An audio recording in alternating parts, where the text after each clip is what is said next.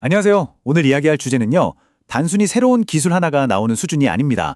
기술과 경제, 우리 삶의 판을 완전히 뒤바꿀 거대한 변화, 바로 테슬라가 이끄는 로봇 혁명에 대한 이야기입니다. 자, 제2의 스마트폰이 탄생했다.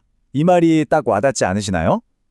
이게 그냥 멋지라고 하는 말이 아니에요. 로보틱스가 가져올 변화는요, 그냥 기존 산업이 조금 더 좋아지는 그런 게 아니라는 거죠.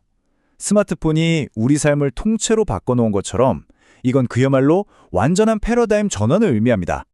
네, 그래서 첫 번째 이야기, 바로 제2의 스마트폰이 온다입니다. 아니, 그냥 로봇 하나가 어떻게 모든 걸 바꿀 수 있다는 건지 그 이유부터 한번 파고 들어가 보죠.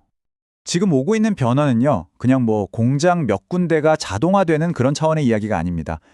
우리가 생각하는 노동이라는 개념 자체, 물건을 만드는 방식, 심지어는 경제 시스템의 뿌리까지 완전히 재정의하게 될 거라는 거죠. 그러니까 이게 얼마나 중요한 이야기인지 감이 오시죠? 바로 여기서부터 시작입니다. 자, 두 번째 주제입니다. 왜 하필 휴머노이드 로봇인가? 그 많은 로봇 중에 왜 인간을 닮은 로봇이 중요할까요? 핵심은요, 바로 그 형태, 즉 모양에 있습니다. 아니, 생각해보세요. 공장에는 이미 용도에 맞게 만들어진 로봇팔 같은 게 엄청 많잖아요? 그런데 왜 굳이 이렇게 두 발로 걷고 두 팔을 가진 인간의 모습을 따라하려는 걸까요? 정답은 정말 간단하면서도 엄청난 사실에 있습니다. 바로 이 세상 모든 게 인간을 기준으로 만들어졌다는 점이죠. 생각해보면 공장 라인, 우리가 쓰는 망치나 드라이버, 사무실 책상 높이, 심지어 집 문고리까지 전부 다요. 다른 로봇들은 자기한테 맞는 환경을 새로 만들어줘야지만 휴머노이드 로봇은 어떨까요? 그냥 지금 있는 우리 세상에 바로 들어가서 일할 수 있는 겁니다. 어떤 비싼 재설계도 필요 없이요. 바로 이 점이 이게 진짜 게임 체인저가 되는 이유입니다. 이게 경제적으로 얼마나 큰 의미인지 알려면 생산함수라는 걸 잠깐 짚고 넘어가야 하는데요. 어려운 거 아니에요. 쉽게 말해서 생산량이라는 건 결국 일하는 사람, 즉 노동과 기계나 돈 같은 자본, 이 두 가지로 결정된다는 거예요. 근데 여기서 진짜 중요한 건 인류 역사 내내 이 노동력이라는 건 항상 한계가 있었다는 사실이죠. 사람 수에도 한계가 있고 일할 수 있는 시간에도 한계가 있잖아요. 그런데 말이죠. 휴머노이드 로봇이 바로 그 노동의 한계를 그냥 없애버립니다. 이론상 무한대가 되는 거죠. 24시간 내내 지치지도 않고 불평도 없이 일할 수 있으니까요. 이건 정말 엄청난 사건입니다. 인류 역사상 단 한 번도 깨지지 않았던 경제의 가장 근본적인 법칙이 바로 지금 깨지는 순간이니까요. 자, 그럼 이 혁명의 중심에 있는 테슬라 이야기를 해볼까요? 세 번째, 테슬라의 로봇으로의 전환입니다. 어떻게 자동차 회사가 AI와 로봇의 최강자로 변신하고 있는지 한번 보시죠. 2024년 7월, 이 날짜는 아마 역사에 기록될 겁니다.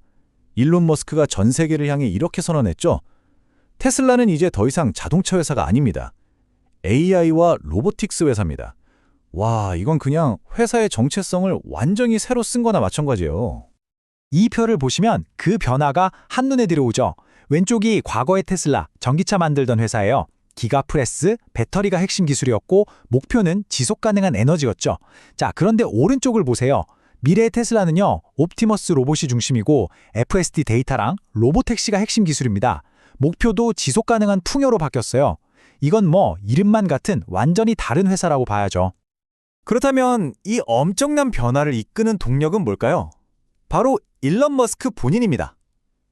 최근에 주주들이 어마어마한 규모의 보상안을 승인해줬잖아요. 그게 사실상 다른 데 한눈 팔지 말고 오직 테슬라의 이 새로운 미션에만 집중해달라는 계약서 같은 거거든요. 그리고 우리 모두 알다시피 이 사람은 한번 어딘가에 집중하면 반드시 뭔가를 만들어내는 사람이잖아요. 그리고 지금 그는 완전히 집중하고 있습니다.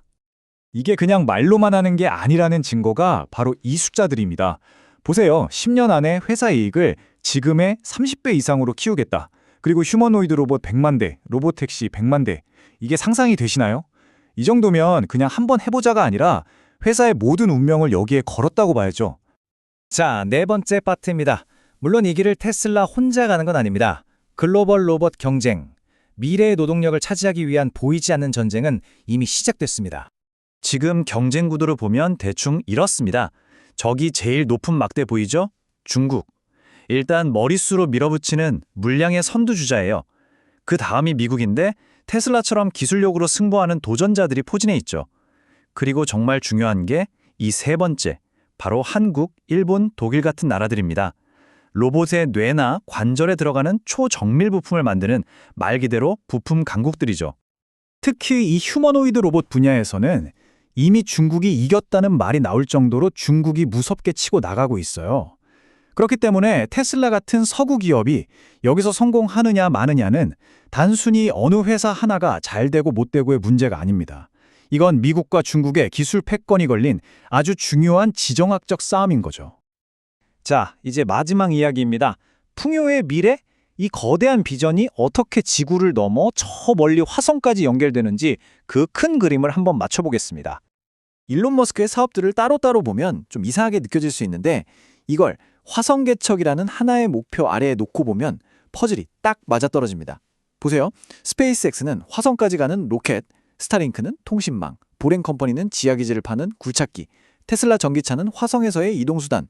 그럼 이 모든 걸 누가 만들고 건설하죠? 바로 그 마지막 핵심 조각, 그 노동력이 바로 옵티머스 로봇인 겁니다. 그래서 테슬라가 발표한 새로운 마스터 플랜의 핵심 키워드가 지속 가능한 에너지에서 지속 가능한 풍요로 바뀐 겁니다. 로봇으로 노동의 한계를 깨부수고 인류가 역사상 단 한 번도 누려보지 못했던 어마어마한 풍요를 만들어내겠다는 거죠. 네, 맞습니다. 이 기술은 정말 상상조차 할 수 없는 풍요를 가져다 줄 겁니다. 하지만 여기서부터가 진짜 중요한데요. 이건 단순히 기술을 개발하는 도전에서 끝나는 게 아니라 우리 사회 전체가 함께 풀어야 할 숙제라는 겁니다. 로봇이 모든 걸 다 만들어내는 시대. 어쩌면 인류가 수천 년간 쌓아온 가난과 결핍이라는 단어가 사라질지도 모릅니다. 하지만 바로 그 순간 우리 앞에는 훨씬 더 어려운 질문이 놓이게 될 겁니다. 그럼 이 넘쳐나는 풍요를 우리는 어떻게 나눌 것인가?